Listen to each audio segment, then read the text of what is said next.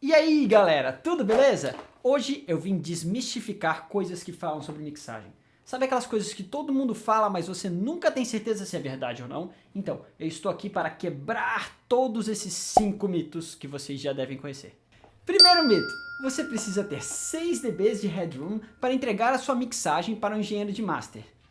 Adele, Red Hot Chili Peppers, Michael Jackson, U2, Justin Timberlake, Iggy Pop, Jay-Z...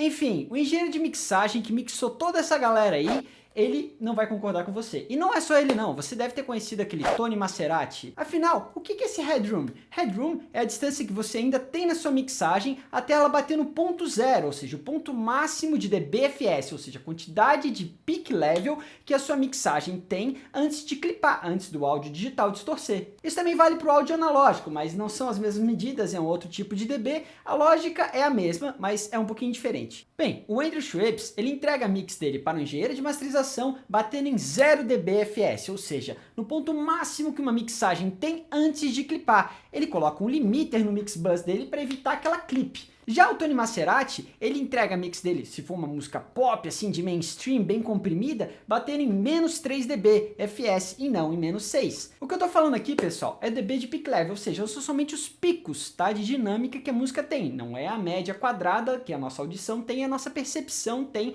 do próprio áudio, tá? Então a gente está falando aqui de picos de dinâmica, picos batendo até zero, picos batendo, no caso do Tony Maserati, em uma música pop, em menos 3 dBFS. O Andrew Schweppes entrega a mix dele para esse cara aqui, que é o Eric Boulanger, e ele faz toda a master com um arquivo de 32 bits floating point, o que significa que ele pode variar a dinâmica desse arquivo sem perder resolução e sem perder variações de dinâmica. Ele mantém a mesma variação de dinâmica e baixa simplesmente a intensidade dele, que ele reconstrói a profundidade de bits. Se você quer saber mais sobre bit depth, você pode ver esse outro vídeo aqui que a gente fez sobre placa de áudio. Esse mito número 1 está quebrado, já era. Se os grandes caras masterizam as músicas dos engenheiros de mixagem mais famosos que existem, que ganham Grammys o tempo todo, por que você não vai poder entregar sua mixagem batendo em 0 dB com um arquivo de 32 bits floating point? Não quer dizer que você entregar a sua mix batendo em 0 dB seja a melhor opção. Depende com quem você trabalha, depende da postura do engenheiro de masterização que vai masterizar essa música. Às vezes ele quer uma profundidade de bits maior, às vezes ele quer menos, e depende do que ele tem para poder processar o seu arquivo digital de áudio. Se ele vai converter ele para analógico, vai voltar para digital e etc, etc. Ele vai precisar de um headroom. Se ele quiser esse headroom, beleza. Se ele não quiser, você pode entregar e bater em 0 e tá tranquilo, tudo certo. Mito número 2. Esse mito é muito importante para mim. Eu odeio quando as pessoas vêm e falam assim: como mixar voz? Que voz? De quem? Pra quê? De que gênero? É rock? É música clássica? É pop? É folk? É o quê? Mixagem não é receita de bolo, pessoal. Não tem um caminho único para fazer as coisas. Tudo bem, existe uma certa tradição para diferentes gêneros e plugins e coisas que você geralmente usa no seu chain, por uma escolha estética e porque você entende de uma cultura popular. Ou seja, você depende de avaliar que cultura e que público que vai consumir aquilo e o que o artista quer que você faça com essa mixagem. Seria melhor que as pessoas falassem assim, em vez de como mixar voz, mixando voz. Talvez fosse um título um pouco melhor para vídeos, artigos e etc. Ninguém vai te ensinar como mixar uma determinada coisa. Você vai ter que ir aprendendo as diferentes estéticas, os diferentes tipos de plugins, ou de consoles, ou de efeitos, ou whatever, ou como se grava uma coisa para um determinado gênero e para uma determinada finalidade. Às vezes você vai gravar uma bateria de jazz como você grava de rock, porque você quer que aquela bateria de jazz naquela música soe um pouco diferente. Depende do caso, sempre depende do caso. Mito 2. Quebrado. Mito número 3. Não coloque compressor e nem limiter no seu mix bus. Nossa.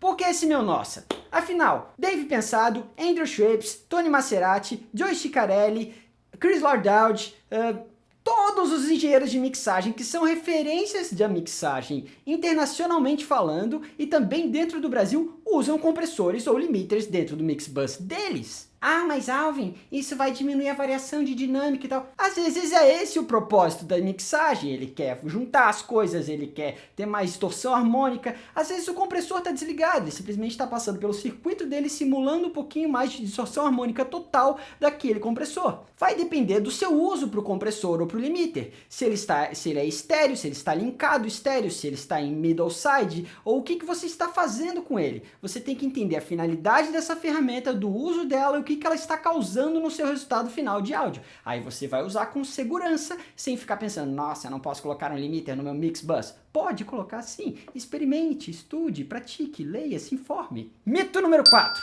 Esse mito é antigo. A mixagem analógica é melhor do que a mixagem digital. Arte é arte, amigo. Não tem essa de melhor e nem pior. Não é um esporte. A gente não tá fazendo competição de corrida de 100 metros, e nem de natação, e nem Fórmula 1, e nem futebol, e nem whatever. Isso não é uma competição. Você pode dizer, bom, eu consigo tirar um resultado melhor com a minha mix analógica do que com a minha mix digital. Beleza, isso é arte. Você tá fazendo uma coisa que você já tem mais controle sobre as técnicas e ferramentas daquilo que você está fazendo. Legal. Agora, não quer dizer que uma pessoa não possa ter um resultado excelente dentro de uma mix completamente digital. Você sabia que o Andrew Schweppes, por exemplo, está mixando 100% in the box? Você sabia que tem várias mixagens da Beyoncé que são completamente in the box? Você sabia que tem mixagens de música clássica que são somente in the box? Isso. In the box, dentro do computador, out of the box, na mesa analógica. Beleza? Alguns membros da AES, Audio Engineering Society, fizeram uma pesquisa e constataram que 76% do público não vê diferença entre uma mix analógica e uma mix digital. E aliás, 19% desse público prefere a mix digital e somente 5% preferem a mix analógica. Peraí, 19 é maior do que 5, né? Ok, mas dentro desse público eles fizeram uma segmentação. Música clássica, pop e folk e rock e heavy metal. Bom, 57% desse público de rock e heavy metal prefere a summing analógica, ou seja, a soma dos canais dentro da mixer analógica e os processamentos analógicos do sinal de áudio. Bom, já no folk e no pop, o pessoal não vê diferença entre uma summing analógica e uma summing digital. Ou seja, 76% do público não tá nem aí se foi summing analógica ou digital, eles escutam a música e curtem de qualquer maneira. Os outros 24% preferem a summing digital. Já na música clássica, 57% prefere o summing digital e o restante não vê diferença. Pois é, o summing analógico não é mais uma verdade absoluta para todos os gêneros musicais. Como eu falei antes, é cultura. Depende de você conhecer a cultura e você conhecer o gosto das pessoas e o público-alvo para quem você está fazendo a mixagem. Então, temos esse quarto mito de summing analógico versus digital encerrado. Não, mas ainda tem gente que vai falar, ah, mas os plugins não chegaram ao nível dos processadores analógicos. Será? Você conhece os plugins da UAD, Universal Audio, da Waves, da Nomad Factory, da FabFilter, da Isotope, da IK Multimedia? Ah, tem várias empresas fazendo muitos plugins muito bons e que são usados pelos principais engenheiros de mixagem dos Estados Unidos, da Califórnia e de todos os lugares do mundo, inclusive aqui no Brasil. Claro, o cara que comprou uma SSL de 2 milhões de reais não vai dizer, bom, agora o seu plugin está melhor do que a minha SSL. É difícil de aceitar o fato. Até porque a SSL vai consumir 400 reais de energia elétrica por mês, mais uns R$1.000 de manutenção, mais um monte de coisa, e vai ser um pain in the ass, como diz o americano. Uma dor na b****. Então, temos esse assunto de summing analógico, mixagem analógica e mixagem digital encerrado. Beleza? Mito número 5. Plugins exclusivos para masterização ou para mixagem. Da onde que inventaram isso? Gente, plugin faz a mesma coisa. Se ele faz na mix, ele faz na master, beleza? Claro que existem alguns preceitos para você trabalhar com alguns plugins estéreo no seu mix bus ou então dentro da sua masterização. Por exemplo, se o seu equalizador não for linear, ele vai dar diferença de fase entre uma coisa e outra, e você vai acabar percebendo essa pequena variação de fase, às vezes até entre um alto-falante e o outro, e vai mudar um pouquinho a percepção dos transientes da imagem estéreo da música.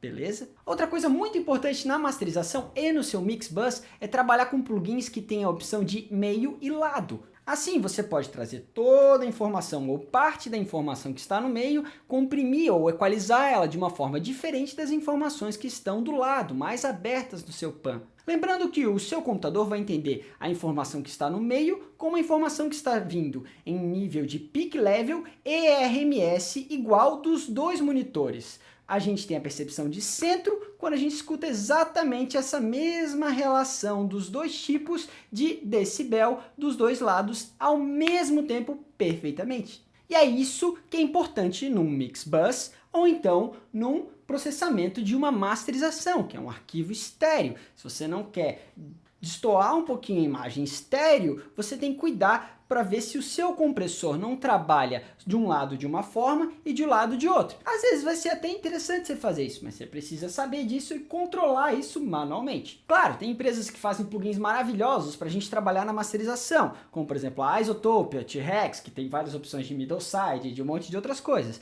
Mas também tem outros plugins da Waves ou da Universal ou de outras várias marcas que são muito bons para que você trabalhe detalhadamente cada tipo de sonoridade que você procura. Às vezes você só procura um circuito de algum determinado plugin. Ele tem uma distorção harmônica total, alguma outra característica que você acha bacana. E você não vai deixar de aplicar lá simplesmente porque não está escrito lá para masterização. E assim, a gente finaliza de uma vez por todas a discussão desses 5 mitos. Claro, é saudável discutir, mas coisas úteis, pessoal. Então, vamos deixar esses 5 papos para lá e vamos discutir coisas estéticas, cultura musical, compreensão das ferramentas, dos compressores, dos equalizadores, do DAW, da summing analógica, de tudo que você entender como uma ferramenta artística para fazer arte e não para seguir um padrão, uma receitinha de bolo. E se você curtiu o vídeo, dá uma curtida aqui embaixo e também fica ligado se você é de Florianópolis, porque a gente vai lançar um curso de mixagem avançado aqui, intensivo, vão ser 4 dias bem bacanas e se você tiver interesse, fale conosco no Ossia, na página do Ossia, www.ossia.com.br e você vai encontrar todas as informações lá e pode entrar em contato conosco para tirar qualquer dúvida, beleza?